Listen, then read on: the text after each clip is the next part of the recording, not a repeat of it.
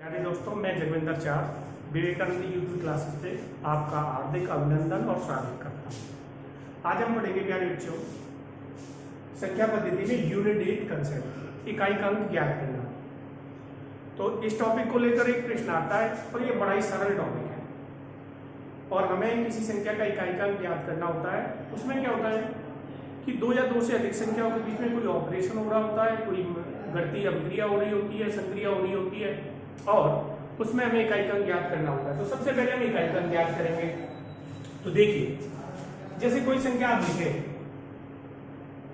तो इसमें जो लास्ट डिजिट है ये कौन सी डिजिट होती है? यूनिट डिजिट, इकाई का अंक। तो इस नंबर को हमें ज्ञात करना है। तो एक मारवाड़ में कहावत है, जितनी भूख लगे उतना खाओ, जितनी जरूरत हो उतना बोलो, अपनी गैल जाओ और अपनी गैल आओ। उसी कंसेप्ट को लेकर आज हम यूनिट डिजिट निकालना सीखेंगे। तो अभी आपके सामने जो बोर्ड पे जो पढ़ना क्या है, इकाई का ज्ञात करना, वो बोर्ड पे लगाए और स्टार्ट करते हैं। तो हम क्या करेंगे, सरल से कठिन सवालों की ओर चलेंगे।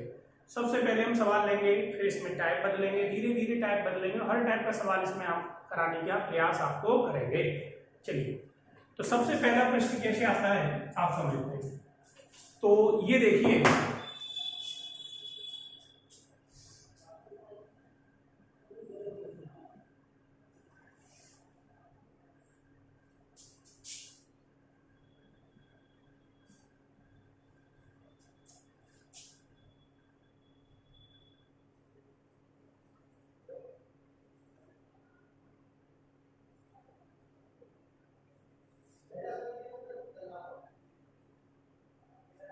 तो प्यारे बच्चे इस सवाल में देख रहे हैं हमें इकाई का ज्ञात करना है। तो सर्वप्रथम मैंने बताया कि अगर संख्या कितनी भी बड़ी हो, उसमें कितने भी अंक हो, हमें केवल किससे मतलब है? इकाई के अंक से, क्योंकि हमें अपने काम से काम रखना है, इकाई का अंक। तो इस नंबर में देखें, इस नंबर में इकाई का अंक कितना है? 3। तो इनसे हमें कोई मतलब नहीं है। 3 यहाँ प्यारे बच्चे इकाई का अंक कितना है? 9। और यहाँ प्यारे बच्चे इकाई का अंक कितना है? 4। अब हमें क्या करना है, इन नंबर्स का मल्टीप्लाई करना है। और मल्टीप्लाई में क्या होता है, क्रम विनिमय नियम होता है कि अगर कोई बच्चा इधर से मल्टीप्लाई करे या इधर से, इसका परिणाम पर कोई प्रभाव नहीं पड़ेगा। जैसे मैं बता दूं, कोई बच्चा ऐसे गुणा करेगा तो ये कितना होगा? 27 इंटू 4। हमें क्या है, केवल किससे मतलब? इकाई के अंक से। और यहाँ ये संख्या 2 अंक में आ रही है, इसमें इकाई का अंक कितना है? 7। 7 इंटू 4 करेंगे तो कितना है प्यारे बच्चे? 28। और 28 में इकाई का अंक क्या है? 8। कितना है? 8। और ये होगा आपका आंसर। तो हमें किसी भी संख्या में इकाई का अंक निकालने के लिए हम क्या करते हैं कि हमें इकाई के अंक को लेकर चलना होता है। चलिए अगले प्रश्नों की तरफ चलते हैं। अभी आप यहाँ देखिए, यहाँ पर जो संख्या थी आपके पास वो कम थी, 3 संख्याओं को मल्टीप्लाई हो रहा था और आपने बड़ी आसानी के साथ इस प्रश्न को हल कर लिया आप सभी ने। लेकिन कभी कभी प्रश्न में क्या करेगा, वो ढेर सारी संख्या देगा, या तो एक संख्या देगा उस पर घात लगा देगा और फिर वहां से आपको इकाई का अंक पूछेगा। देखिए, जैसे कोई नंबर हम लेते हैं,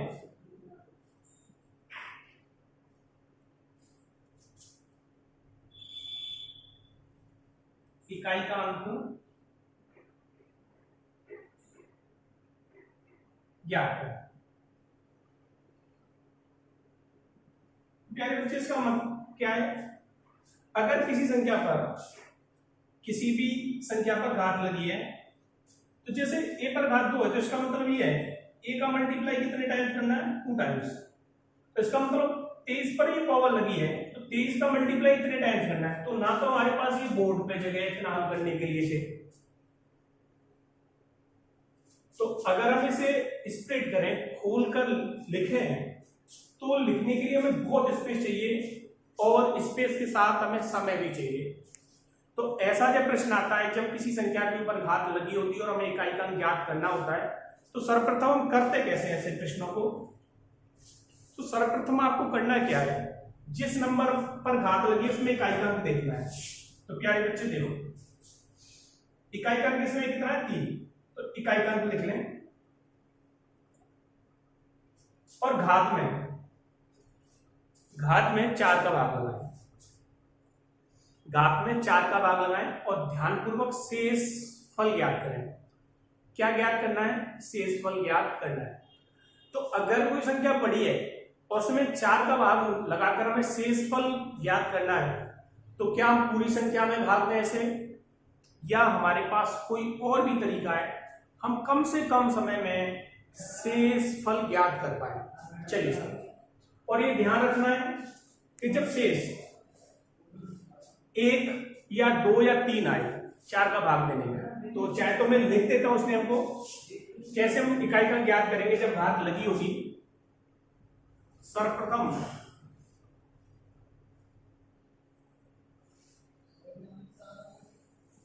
घात में 4 का भाग लगाते हैं,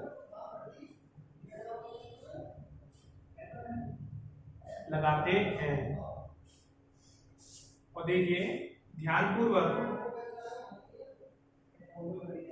ध्यानपूर्वक शेष फल ज्ञात करते हैं।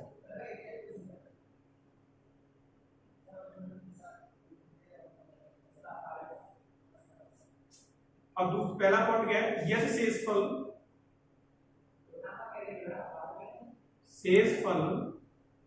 1, 2 या 3 आए, 1 या 2 या 3 आए, तो इस शेष को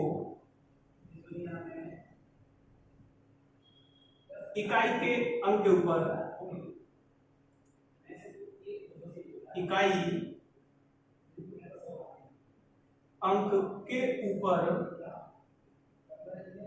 घात के रूप में चढ़ाते हैं।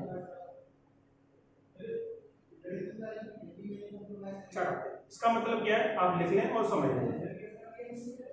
अगर भाग लगाने पर 4 का भाग, देखो मैंने कहा है सर्वप्रथम हम घात में 4 का भाग लगाते हैं और ध्यानपूर्वक शेषफल ज्ञात करते हैं। यदि शेषफल 1, 2 या 3 आए तो इस शेष पर इकाई के अंक के ऊपर यह शेषफल 1, 2, 3 आए तो इस शेष को इकाई के अंक के ऊपर घात के रूप में चढ़ा देते हैं। लेकिन शेष क्या है? 1, 2 या 3। दूसरा पॉइंट क्या है इसमें और देख लें। अगर शेषफल 0 आए तो, ये आपको याद रखना है, शेषफल 0 आए तो इकाई के अंक के ऊपर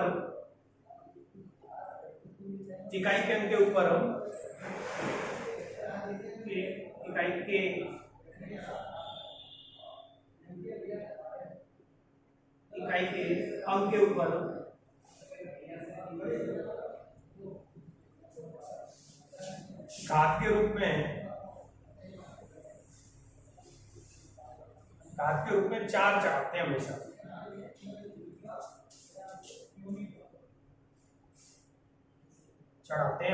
तो अब मेरे को बात समझ में आ गई होगी। अगर आपका इकाई का अंक 1, 2, 3 आता है, शेष 1 या 2 या 3 आता है, तो इकाई के अंक के ऊपर इनको चढ़ा देंगे। अगर शेषफल 0 आए तो इकाई के अंक के ऊपर घात के रूप में 4 चढ़ाते हैं। तो पहले आपको इन चीजों को समझना होगा। हम घात में सर्वप्रथम किसका भाग लगाएंगे? 4 का, और शेषफल क्या ज्ञात करेंगे प्यारे बच्चे? ध्यानपूर्वक शेषफल ज्ञात करेंगे। तो सबसे बड़ा प्रश्न ये होता है कि अगर घात बड़ी है तो क्या हम उसे प्रॉपर तरीके से भाग दें या कोई शॉर्टकट है? तो आप इसको जो बोर्ड पे मैंने प्रोसीजर लिख दिया है जिन बच्चों के लिए जिनका मैथ कमजोर है और चीजें वो लिखना ही चाहते हैं, तो मैंने लिखा दिया। लेकिन अभी मैं आपकी बात कर रहा हूँ प्रोसेस की। तो अभी हम बात कर रहे हैं, तो घात में सबसे पहले हम किसकी बात करें? भाग लगाएंगे 4 का। तो अब समझते हैं।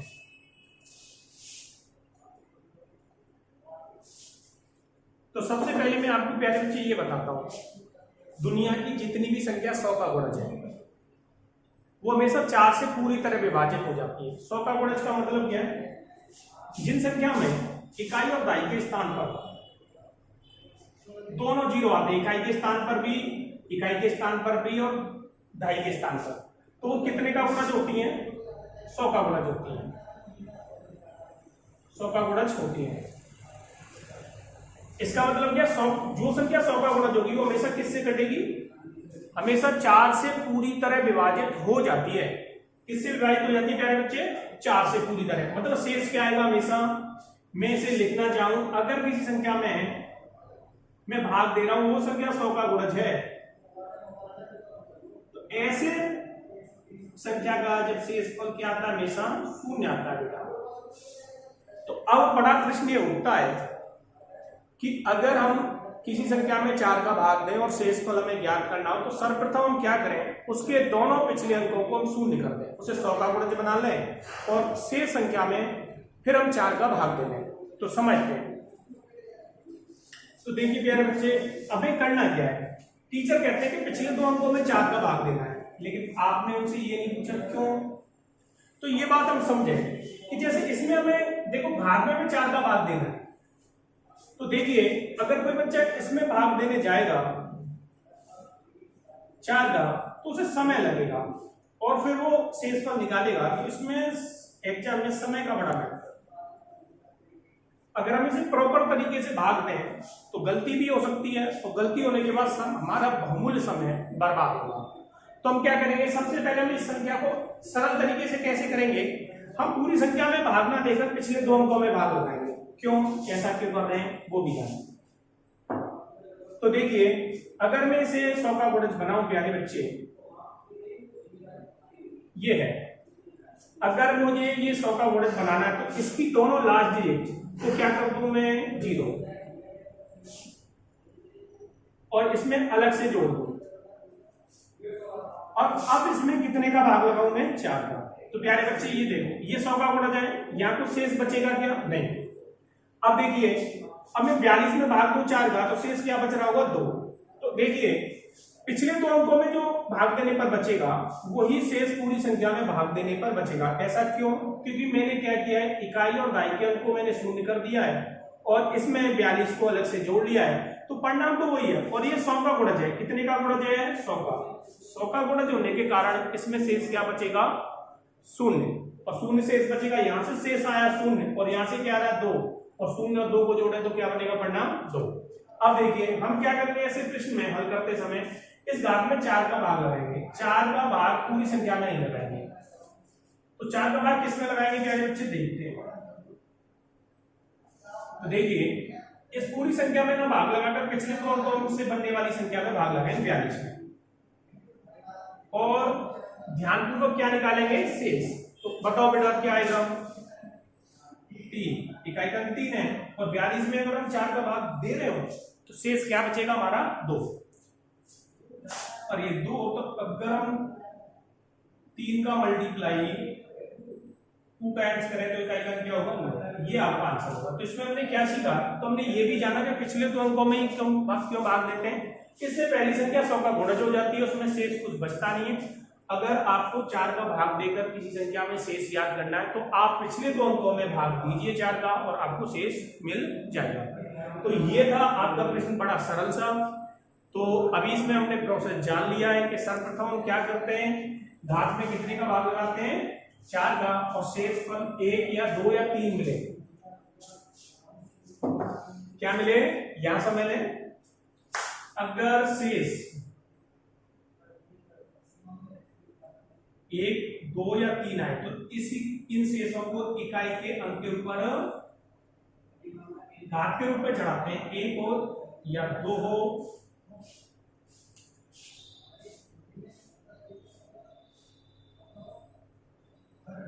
या 3। अगर शेष क्या है बेटा, शून्य, शेषफल शून्य आए, शून्य आए तो यहां इकाई के अंक के ऊपर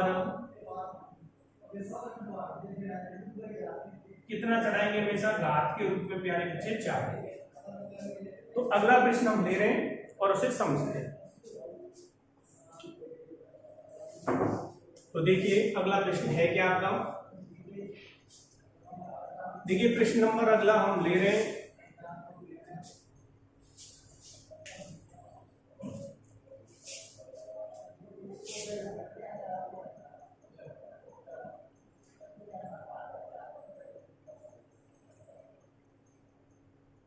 इकाई का अंक ज्ञात करें।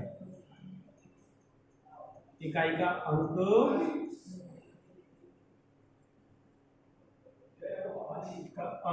ज्ञात करें।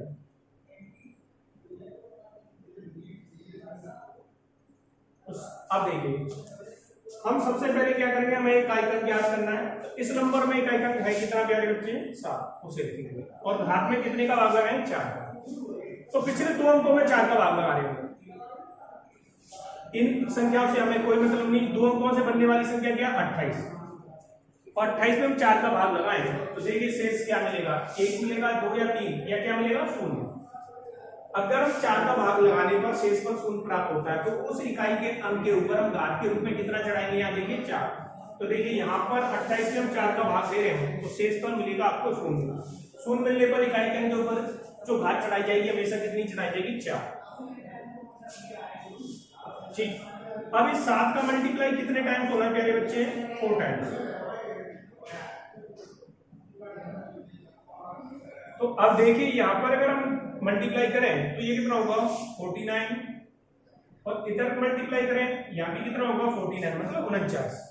अब इसमें इकाई का कितना, 9, और यहाँ भी हमें तो केवल इकाई के अंक से मतलब रखना है पूरी कैलकुलेशन के दौरान, गणना के दौरान। तो यहाँ से हमने इन नंबरों को हटा दिया और 9 का मल्टीप्लाई करें हम 9 के साथ तो कितना बनेगा अभी प्यारे बच्चे, 81, और 81 में इकाई का कितना है, 1। तो आपका जो आंसर होगा कितना होगा, 1।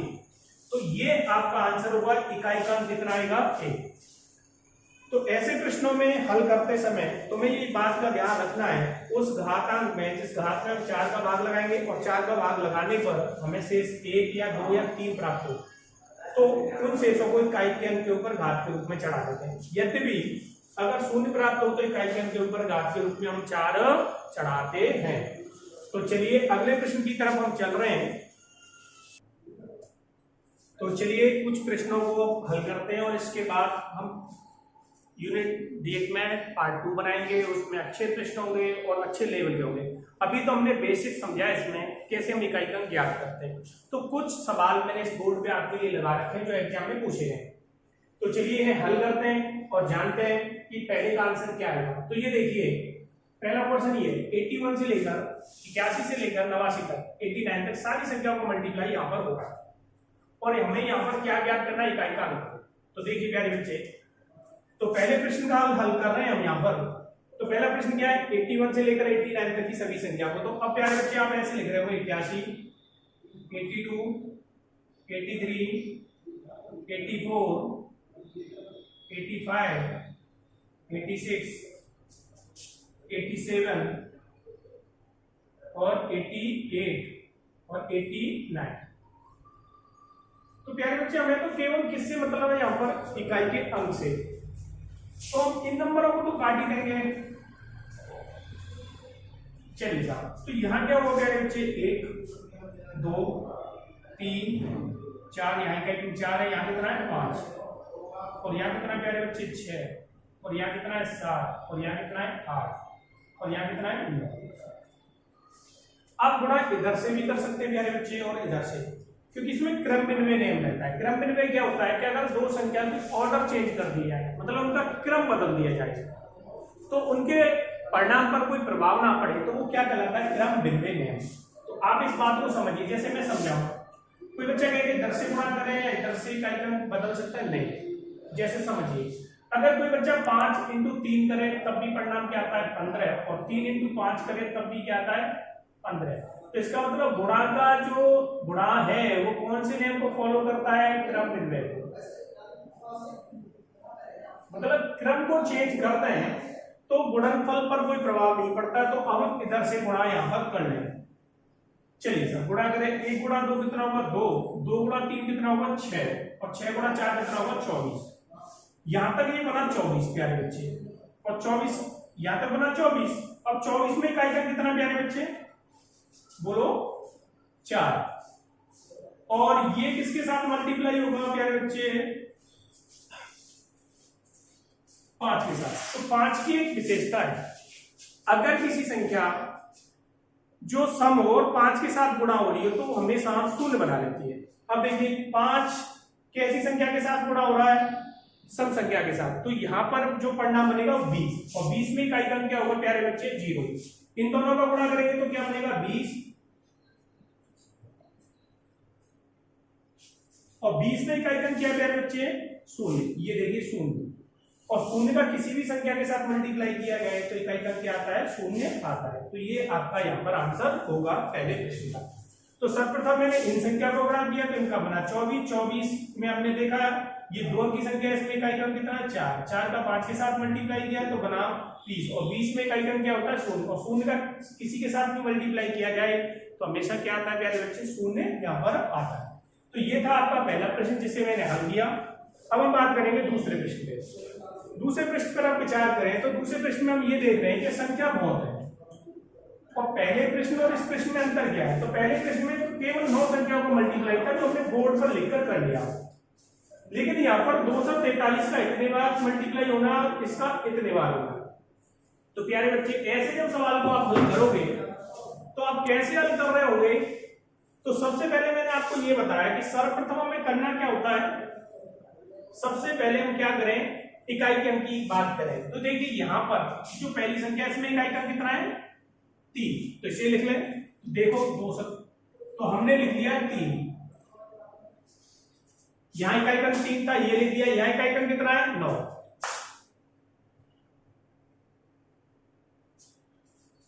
अब हम क्या करेंगे घात में कितने का भाग लगाएंगे 4 का।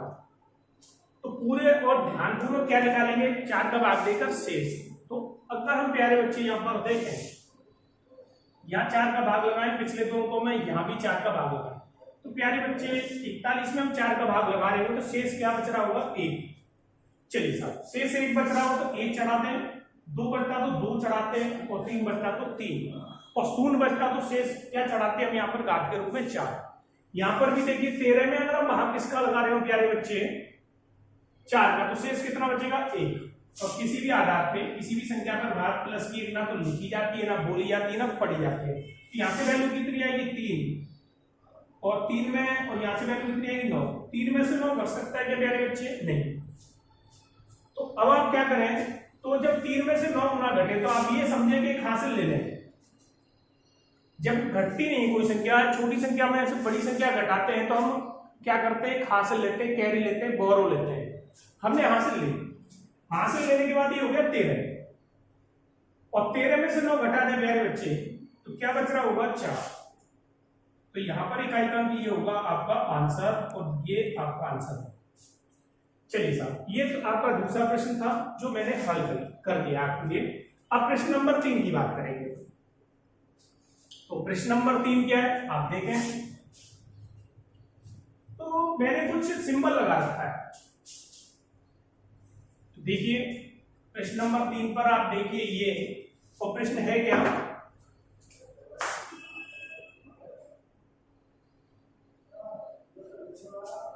24 फैक्टोरियल में इकाई का प्यारे बच्चे ज्ञात करना है। इकाई का अंक ज्ञात करना है।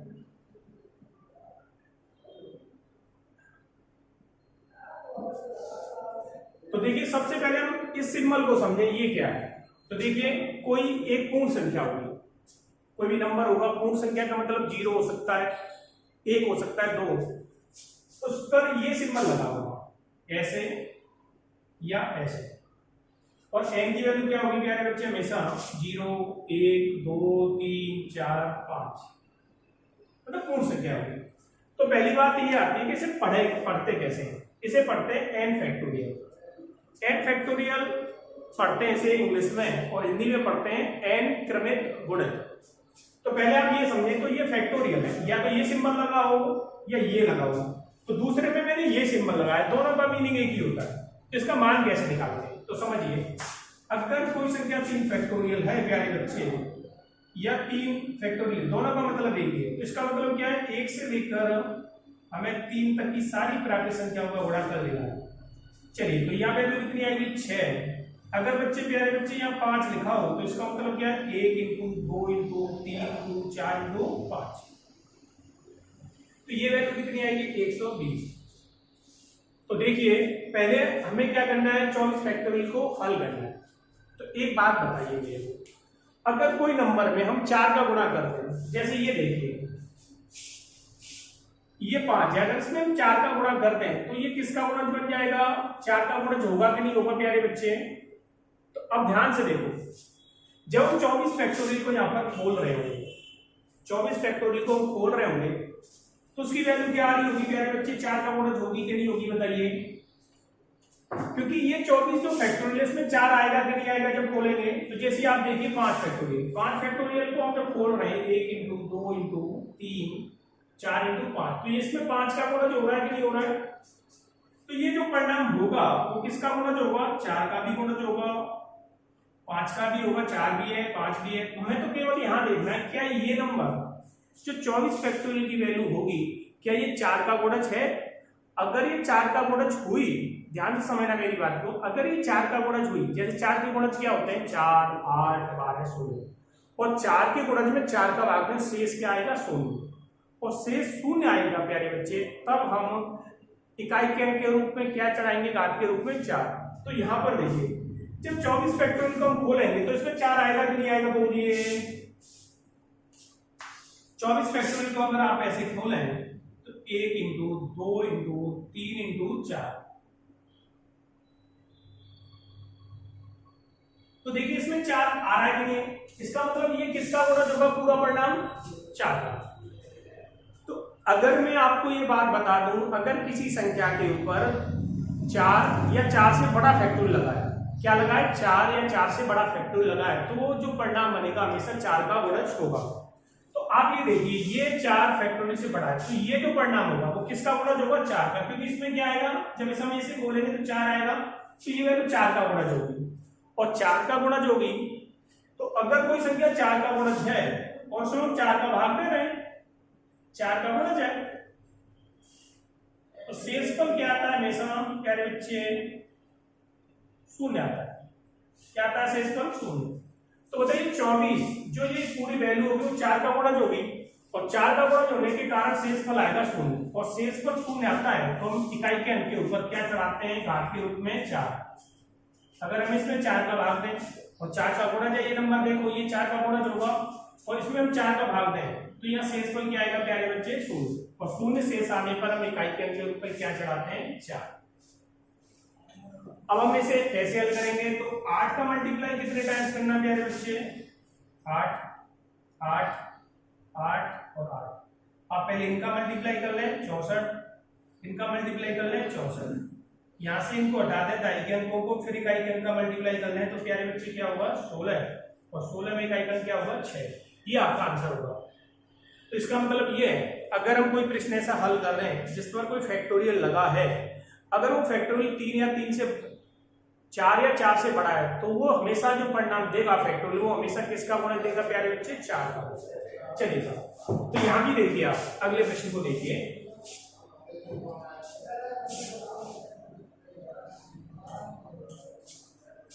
अगले प्रश्न में क्या है, अगला प्रश्न भी कुछ ऐसा ही है, एक फैक्टोरियल लगा है उसमें इकाई का अंक हमें ज्ञात करना है, हमें इकाई का अंक ज्ञात करना है। तो इस पर देखिए प्यारे बच्चे, इस पे ये फैक्टोरियल लगा है, इसके दो सिंबल हो सकते हैं, मैंने बताया 98 ऐसे भी देख सकता हूं और 98 फैक्टोरियल। पढ़ने का तरीका यही है, इसमें हमें क्या ज्ञात करना है, इकाई का अंक।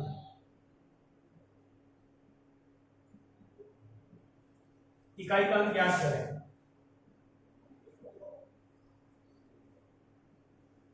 चलिए इकाई का अंक ज्ञात करें। तो अगर ऐसा कोई प्रश्न आता है जब किसी संख्या के ऊपर फैक्टोरियल लगा हो, तो अब देखिए अगर फैक्टोरियल वैल्यू 4 या 4 से बड़ी है तो हमेशा वो 4 का गुणज होगी, तो ये जो परिणाम होगा वो 4 का गुणज होगा। क्यों, समझो,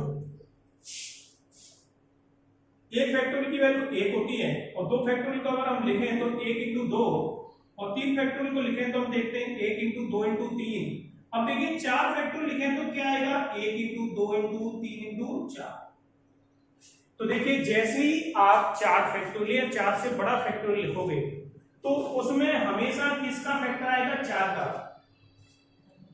और 4 का फैक्टर आने से मतलब उसमें गुणनखंड आने से वो संख्या 4 का गुणज होगी, और 4 का गुणज होने पर अगर उसमें 4 का भाग दें तो शेष क्या आएगा, 0। तो अगर किसी संख्या के ऊपर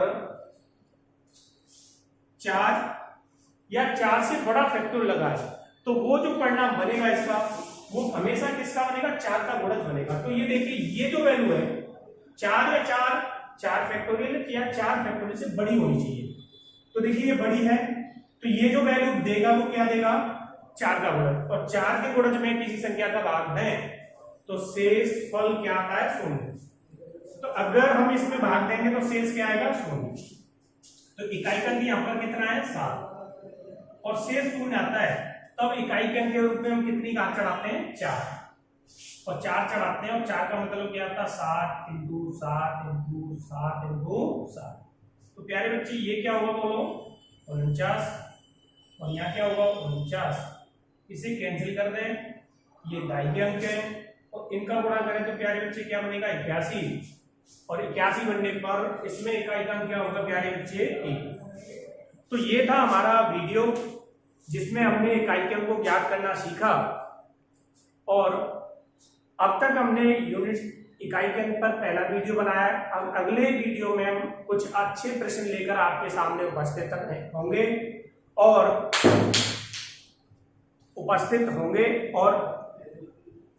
आप इस वीडियो को देखें और इकाई का अंक ज्ञात करना सीखें। और मेरी तरफ से सभी प्यारे विद्यार्थियों को हार्दिक शुभकामनाएं विवेकानंद क्लास की तरफ से। बाय, धन्यवाद।